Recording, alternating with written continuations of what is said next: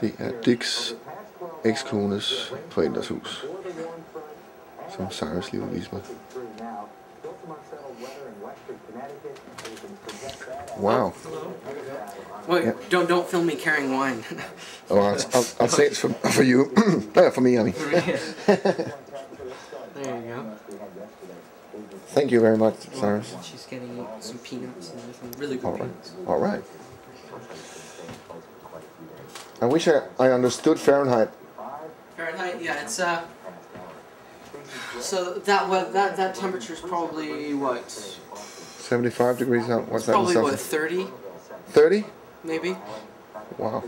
29, 28 to 30. Okay. Turn that off. You take terrible pictures. Oh, I don't think so. I freeze when people take my picture. Okay. It's I think it's kind of a smart way because it's cheaper than pictures. Yeah. To be filming because then you can always have it and it's easier to store. Can you take pieces of the film and have them developed if you get it? Yeah, I could do that, but the quality wouldn't be very good. No. I have a still camera that has 5 times the resolution. They have a new throwaway digital. that's supposed to be digital coming out in September. Okay. Throwaway digital. It's supposed to be fabulous. Mm-hmm. That's crazy. I don't think they'd come out with it unless it really worked. Oh, what's happening here? Ooh. Someone film that. Yeah. I used to fly for American Airlines multiple years ago in DC-3s with props. Okay.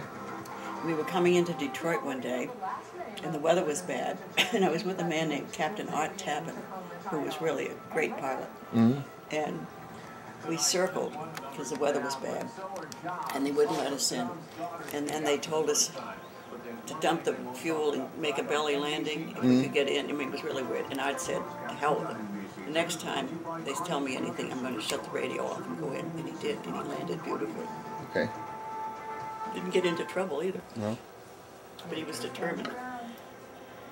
Those were men, back when I flew, because I flew many, many, many years ago, who flew way back when airlines were just starting. So they were very experienced and they really flew well. You were a pilot? Actually? No, I was a flight attendant. Okay. I'll show you a picture. Mm-hmm. You want to get that picture over there? Oh, is that the black and white one? Yep. I was coming in one day, and John Kennedy was on my plane. And these men, you probably wouldn't know, but there's Jack Kennedy when he was very young. Okay. And I was too. That was before he was president, right? Mm-hmm. Way before. He was a senator or representative. But those other men are well known too. Mm-hmm. The infamous Joe McCarthy, which you wouldn't be aware of, but he was a terrible man. Yeah, I know. Joe McCarthy. Joe McCarthy. Terrible man. I'm pretty aware of him. Yeah. And Is that McCarthy? that's Saltonstall and Henry Cabot Lodge, which is a very well-known Boston name. Okay. The Brahmins of Boston. Okay. And Jack when he was young. This man, Saltonstall, also lovely man. What was his name? Leverett Saltonstall came from Boston. Saltonstall. Okay. Both very old families. Mm-hmm. Very refined, very nice, very wealthy. Yeah. But I used to have them on my plane all the time, so we got to know them. And they were very pleasant. People like that are always nice. Yeah. It's the people who are just sort of starting that don't know how to be nice sometimes. Yeah. Get a little money and think they're special. But men like that of quality, they were lovely. Yeah. Very nice to be with. Do you want me to film so that you can drink and be merry? Drink and be merry? Drink and be merry. What's the battery situation? Battery's alright for now. Oh, it's impolite to sit with my hand up. Is there anything you'd like to see? No. This would be news. I'm not seeing anything. You know, we're flying over to France What? on the 15th for a barge cruises back to back for a couple of weeks. And it should be nice. Every time we pick up the paper, there are more threats about bombings on airplanes. There are? I mean, they assume they might happen. And one thing that really bothered me, by September they're going to have something that is so sophisticated that they can catch everything. And that sort of gives them, well, do something wicked before. Oh God, yeah. That's all I can think of. Yeah. And they... I hope Iceland there is. I don't hope Iceland there. I hope not Iceland there will be bombed. Iceland? Iceland there. Oh, my husband used to go up there salmon fishing all the time. Yeah, I remember that. He doesn't do it anymore? Well, right now he is. He's up in the Miramichi in Canada. Okay. Canada has great salmon rivers. And he wasn't going, but his friend called him and he said he just had a call from the camp they go to, that the water's down, the salmon are in, and because they were up a month ago, and they had a few bumps, but they didn't catch any. But he catches and releases. I said, I want them to know. When my daughter Lynn was married, his mother, he had been salmon fishing, and I had 2 huge salmon. And the night before, we had a big dinner dance. We didn't get home till midnight. And I remembered the caterer had said, because we had a big house in Norton, we had a wedding here. And the caterer called me and said, you know how to poach the salmon well, which I do, because I've always done it. It was a nice recipe by famous movie star who was a fabulous cook. I'll think about it. Anyway, he had the recipe that did it well. He said, simmer the water till it's well seasoned with lemon and flavorings. And then when it's bubbling, you put the salmon in.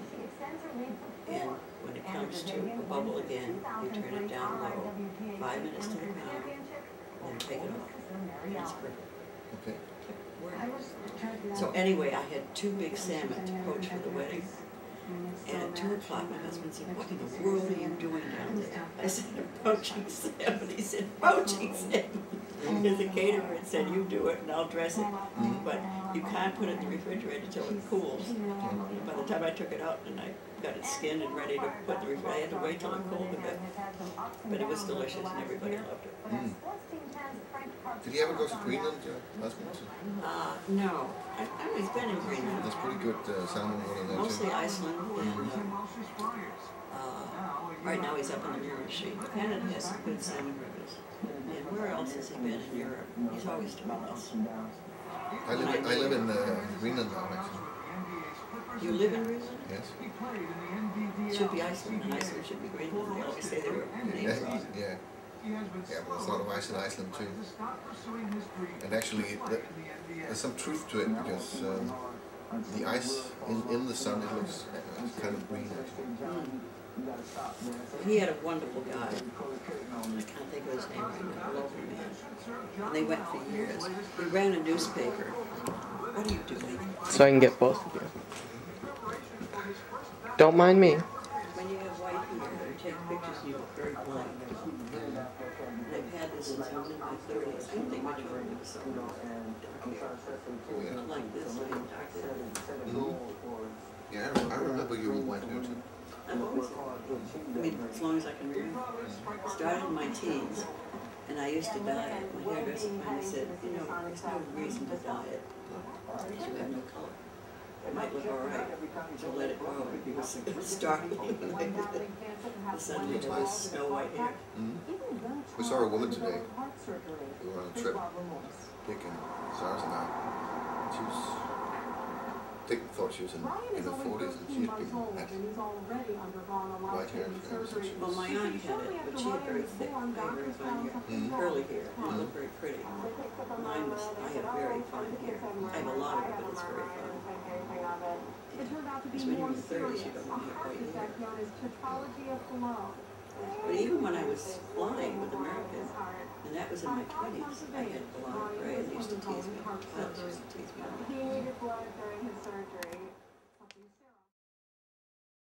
me. Based on fact, seems straight out of the 19th century or before, but the time is 1960s, when an innocent Irish girl like Margaret are still being incarcerated in Magdalen's Asylum. Asylum's combination reformatories and commercial laundries run by the Catholic Church, where inmates are forced to work under appalling conditions. The last laundry, we are told, closed in 1996. While Margaret's supposed sin was shaming her family, the film follows a similarly blighted fates and incarcerations of Brandit Noyes, a headstrong student at an orphanage whose offense is conspicuous conspicuous beauty. Conspicuous? Conspicuous beauty. Hapless girls who have given birth to a child without wedlock. It should be noted that the Catholic groups have denounced the Magdalene sisters on the grounds that similar contradictions prevailing during the same era at Protestant-run institutions as well. Oh, that's, Oh boy. yeah, what's, Be that as it Protestants are may, just as bad. Two rights don't make a wrong. Two wrongs don't make a Mr. right. Nolan, No. who played the title role in Ken Only if you're a Jew. It's Joe. What? You're right. A world of Or a Muslim. sadistic nuns and predatory priests, a world in which religious tenets have been twisted into pitiless tyrants. See the Magdalene sisters for its own sake. The performers alone are inspirational, but see it too as an example of how powerful a future film still can be in the hands of an impassioned filmmaker. Who's the filmer? Who's the director? Peter Mullen, didn't you say?